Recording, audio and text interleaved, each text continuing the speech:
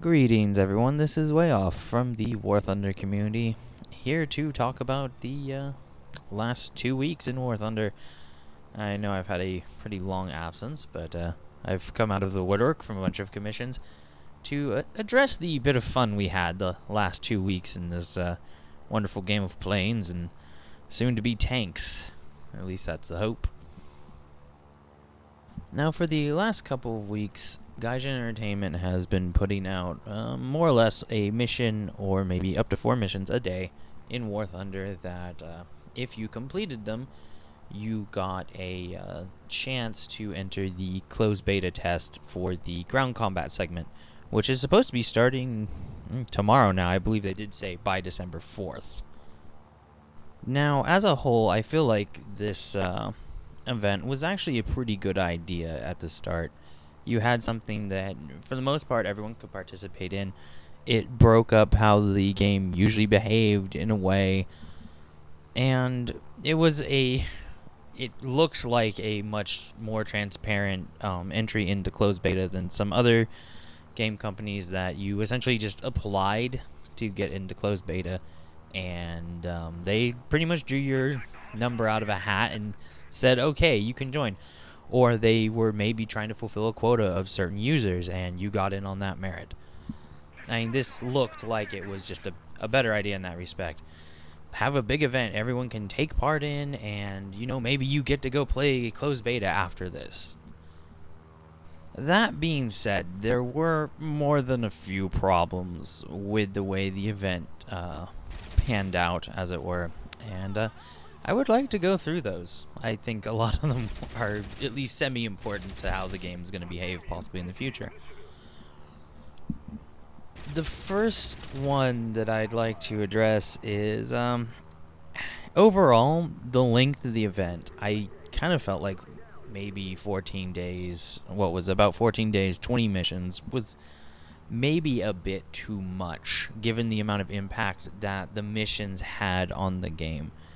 You had objectives that required essentially even a normal round to be played entirely differently, where the standard mission objectives didn't matter anymore, and it now is these particulars, and that really influenced how each match progressed during the day during this event.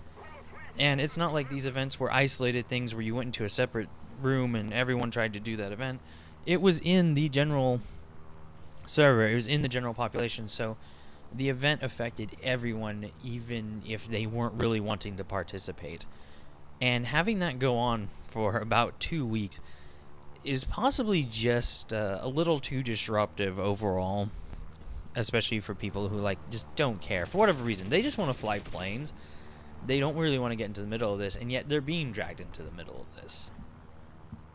Now, I'm sure a question that will be asked at this point is, how is everyone being dragged into this, especially if they don't want to deal with the event per se? And that leads nicely into the next point of how this event may have negatively impacted newer players to the game. You had events like shoot down 30 aircraft with no limitation, essentially. You go with any aircraft in your Air Force. Maybe it was a country limitation, but you go with any aircraft and just go and shoot down a bunch of planes. A lot of people are going to take the shortest route possible to this, because even for the ones who don't see it as a chore, it's like, I want to win. What's the best way to win? What's the quickest way to win?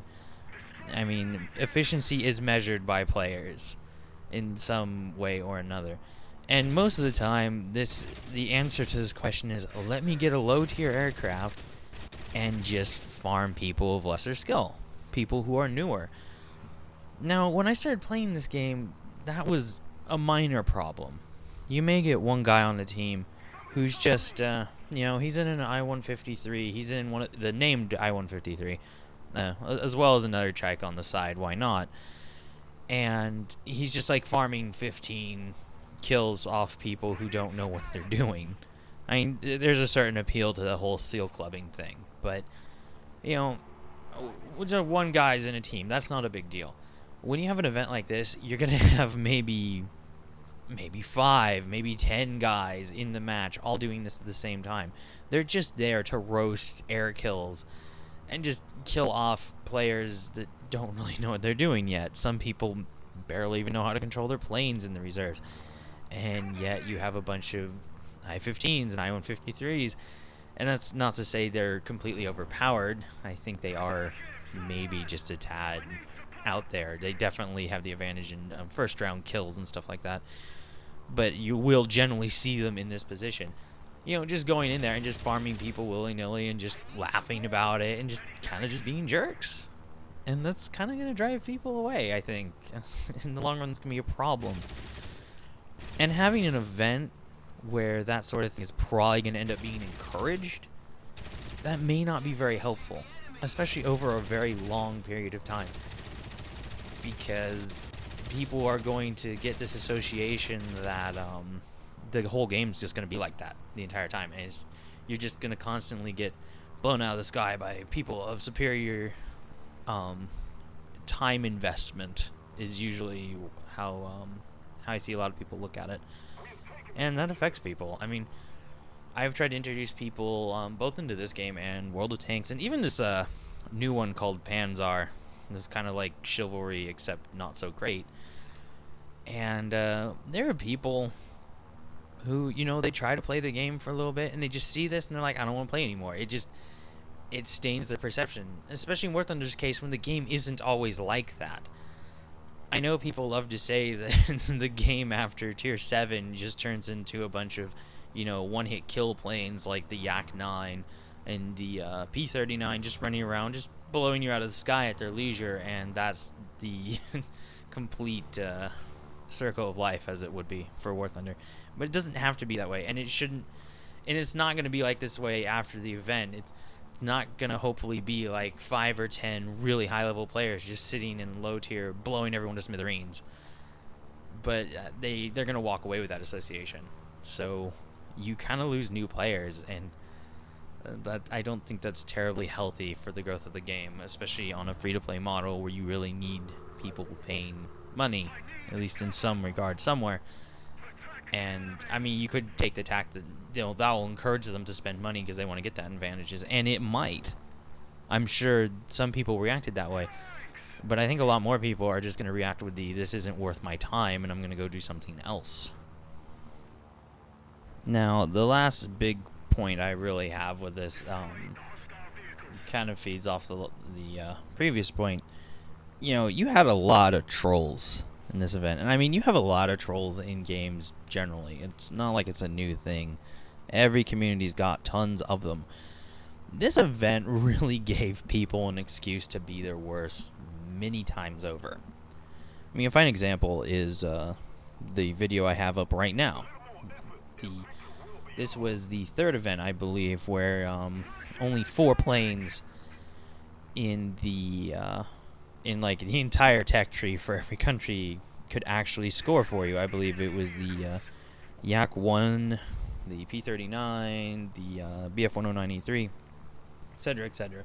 Essentially Tier 6 and Tier 7. And a lot of people, once they lost that plane, which was usually their opening plane, they'd quit. And you'd see half the team get abandoned. And that's not very fun. And I mean, War Thunder, Gaijin took steps. They added the timeout feature, kind of, where if you quit, then, you wouldn't be able to rejoin for 5 minutes. And that kind of helped. But then you had other things, like when the bomber events came on. People's first inclination, if they didn't want to take part, was, I'm going to go troll these bombers. I'm going to go blow them up with my planes. And you just kind of have people intentionally going out of their way to be dicks to everyone else. And again, this isn't a new thing. I mean, it's always going to happen. But you had an event that allowed it, and even encouraged it to some degree, in unprecedented numbers. And that's one thing where I have to say I did kind of like parts of this event, but I definitely don't want to see it happen too often because I don't want to see more of that.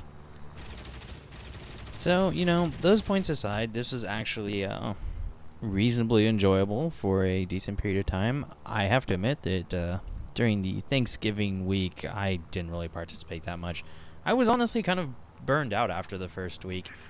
And, it's Thanksgiving. personally, I'm gonna go with eating the turkey with the family rather than playing the game. But that's just me. I have to say, like, the high point for me was some of the opening events, except for the third one. There were some really fun, goofy ones, like kill planes with bombers. That was kind of ridiculous. And there was one that was like totally luck based, like win and be the point leader on your team. But overall, I think it had potential. I think it could do with some refinement, and I kind of hope Gaijin does something like this again, but please just a little bit shorter, and maybe with a little less troll going on both ends. So yeah, that's about it for today. I will hopefully be back making YouTube videos. I do have a lull in the schedule, at least over the holiday month, and I will also hopefully be live streaming. And one more announcement, I actually have made an account on Duckster, so if anyone who sees this wants to, just chat or play World of Tanks or War Thunder, those are my two main squeezes for the moment, yeah, feel free to stop by. Until then, good luck out there.